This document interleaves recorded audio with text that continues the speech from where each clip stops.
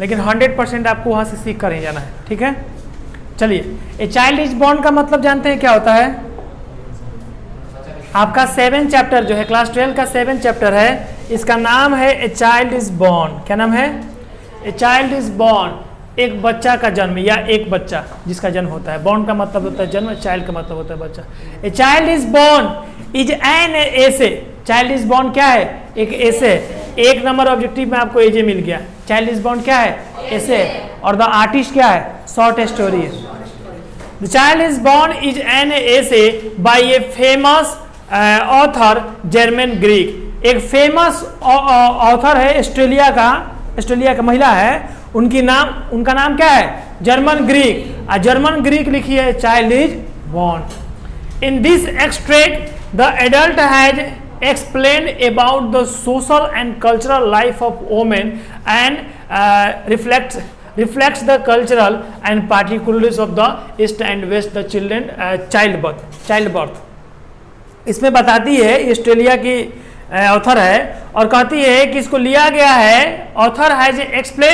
Author explain करती है कि जो हमारे समाज में और हमारा जो सभ्यता है, कल्चर का मतलब सभ्यता और सोशल का मतलब समाज, जो हमारे सामाजिक जीवन में, सामाजिक लाइफ में जो महिला होती है, वोमेन होती है ना, उसको reflect the culture and the particular to the east and west the child birth and the parents child the relationship. इसमें जब ईस्ट में यानी पूर्वी देशों में, वेस्ट यानी कि पश्चिमी देशों में, जब पूर्वी देशों में और पश्चिमी देशों में जब किसी बच्चे का जन्म होता है तो अलग अलग परंपरा है, अलग अलग वहाँ का क्या है? कल्चर है।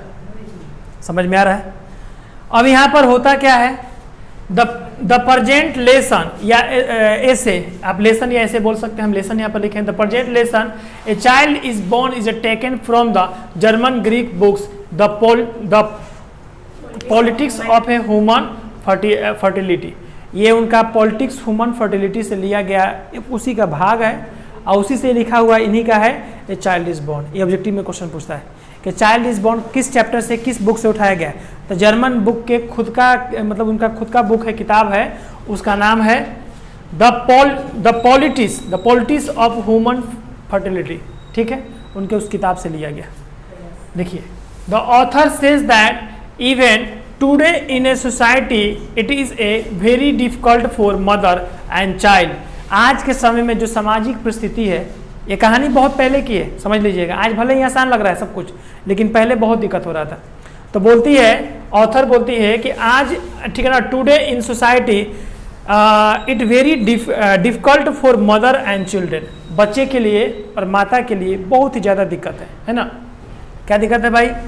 Survive safely at the time of the delivery. जो डिलीवरी का समय होता है, एक महिला जब प्रेग्नेंट रहती है और उसको डिलीवरी का समय रहता है, बहुत ज़्यादा रिस्क होता है। ठीक है, she says that in a many society when women come to their husbands house after the getting married she does not become a member of this new family. मतलब न्यू मेंबर। एक महिला तब तक अपने परिवार में, जब उसका विवाह होता है, मैरिज होता है, शादी होता है, और तब तक उसको अधिकार नहीं मिलता है उसके सदस्य होने का, यानी उसके फैमिली मेंबर होने का, जब तक एक बच्चे को जन्म ना दे दे। महिला जब तक एक बच्चे को जन्म नहीं दे देगी, तब तक परिवार का सदस्य उसको अपना सदस्य नहीं समझता है। आ रहा है समझ में? जो कि पूर्वी देशों में और पश्चिमी देशों में ऐसा देखा जाता है। Many society when women come to their husbands and wife, ये हो गया, हम लोग बता दिए। ठीक है, member of the new family until तब तक she gives birth to a child. जैसे ही एक बच्चे को जन्म दे देती है महिला, तो उसको परिवार का अपना क्या समझा जाता है? सदस्य लोग समझने लगते हैं। Women lose their names with the birth their first child that womens is known as that child. कहता है यहाँ पर कि एक महिला का पहचान कैसे होता है? उसके बच्चे से। और जैसे ही फर्स्ट बच्चे का जन्म होता है, महिला अपना नाम खो देती है और उसको उसके बच्चे के नाम से उसको जानते हैं लोग।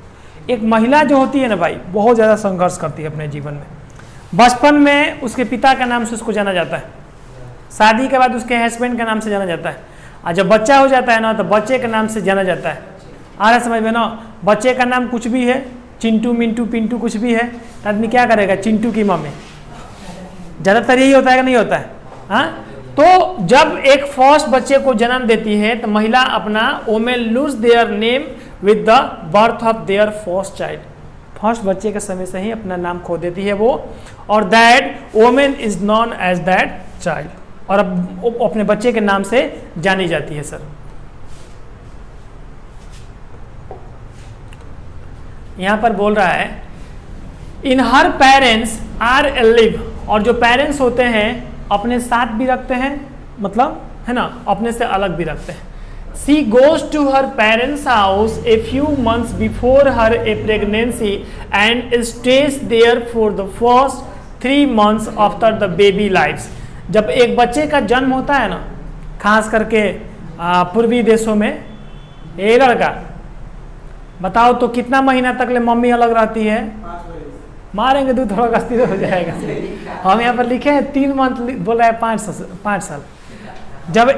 जब महिला का, ठीक है ना, जब महिला प्रेग्नेंट रहती है, उसका बेबी डिलीवर होने वाला रहता है, अपने मायके में, अपने नैहर में कुछ दिन पहले ही वो चल जाएगी, 3 मंथ पहले ही क्या करेगी, चल जाएगी।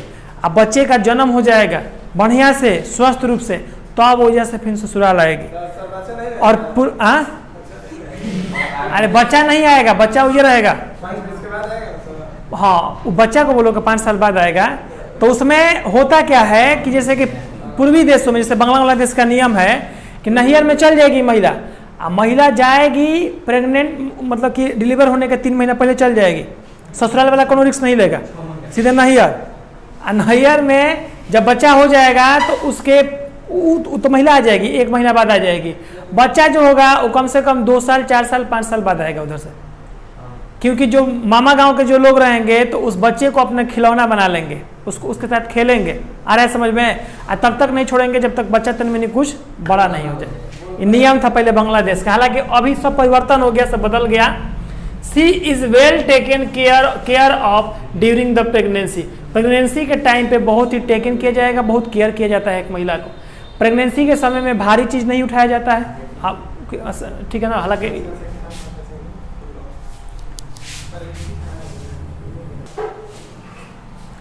her parents are alive, she goes to her parents house a few months before the pregnancy and say for the first 3 months, 3 महीने पहले ही, मतलब क्या किया जाएगा, उसको बुला लिया जाएगा फर्स्ट 3 मंथ, और डिलीवरी होने के बाद भी महिला रह सकती है। She is well taken care of during the pregnancy, pregnancy के टाइम पे बहुत ही बढ़िया क्या किया जाएगा, केयर किया जाएगा, है ना। After the birth of child, बच्चे के जन्म के बाद dance song are the perform, dance होगा, गीत होगा, नहीं होता है हम लोगों में 6 दिन पे होगा छठियार होगा, 20 दिन पे बिसौनी होगा, 12 दिन पे बरही होगा, हम लोगों को भी होता है कि नहीं होता है, डांस होगा, गीत होगा, परफॉर्मेंस होगा, भोज होगा, जो करना है तुम करो। इन विच unmarried girl and women participate, unmarried का मतलब होता है जिनका शादी विवाह नहीं हुआ है, वो लड़का चाहे लड़की आएगा, पार्टिसिपेट करेगा, महिला भी पार्टिसिपेट कर सकती है उस फंक्शन में।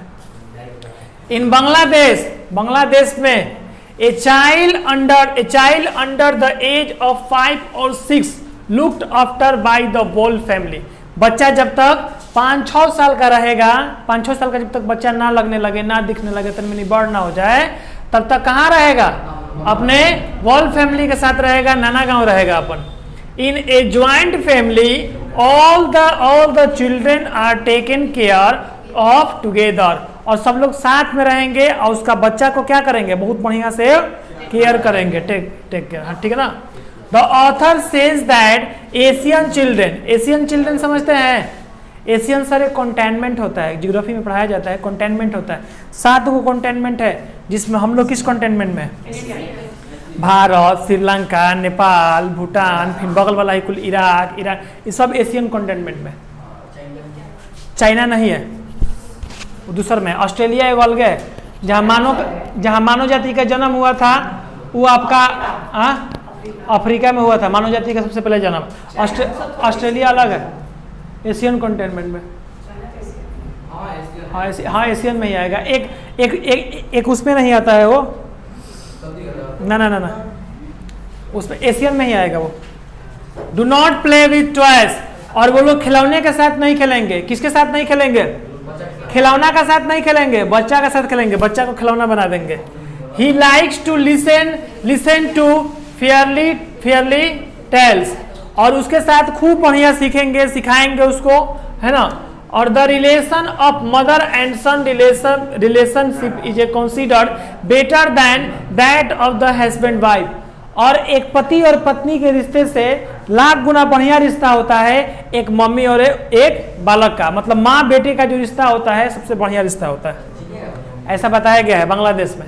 The author says that the condition of A Bantu women नहीं होती है सब, बंटू वोमेन इन साउथ अफ्रीका, साउथ अफ्रीका में कौन सी वोमेन होती है?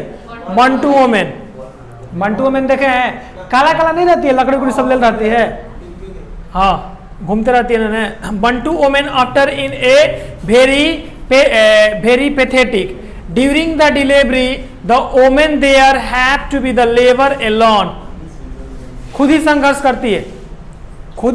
करती है। बंटू वोमेन को ज्यादा टेंशन नहीं है, शरीर से बहुत मजबूत होती है, वो सब गई है अपना बाग बगीचा में, उन्हें लकड़ी उकड़ी लाने गई है, और उन्हें से बच्चा हो गया, शाम तक उन्हें से ले आएगी बच्चा को। आ रहा है समझ में? अरे में मुसहरिन जाति को नहीं देखते हो, मुसहरिन में भी तो सही होता है, कोयला लेकर गई है, उन्हें बच्चा हो गया तो बच्चा को लेते चल जाएगी सब। द डिलीवरी, देखिए the delivery ward is a completely fulfil the blood and the groaning, वहाँ का जो डिलीवरी वार्ड भी रहता है जहाँ डिलीवरी करवाया जाता है, जिसका दिक्कत है तो वो पूरा कंप्लीटली ब्लड से भर जाता है, पूरा खून से भरा रहता है। और द ग्रोनिंग का मतलब होता है चीख, केवल आवाज, और ठीक है।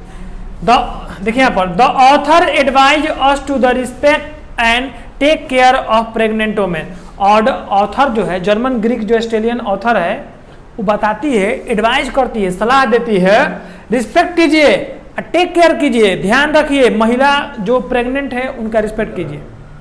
कोई भी महिला, आपको साउथ फिल्मों में भी दिखाया जाता है कि कोई बेचारी महिला है, अब प्रेग्नेंट है, तो उसको देखते हैं ना ऑटो में, चाहे जिससे से बेचारा ले जाकर उसको डिलीवर करवाता है। कभी भी प्रेग्नेंट वोमेन का रिस्पेक्ट करना चाहिए, है ना। और घर में भी ज़्यादा यदि है तो काम ज़्यादा उसको नहीं करना चाहिए, ज़्यादा बोझ नहीं देना चाहिए। कंप्लीट हुआ है, चाइल्ड इज बॉर्न। क्या सबको समझ में आया? यदि सबको समझ में आया तो बहुत बढ़िया बात है।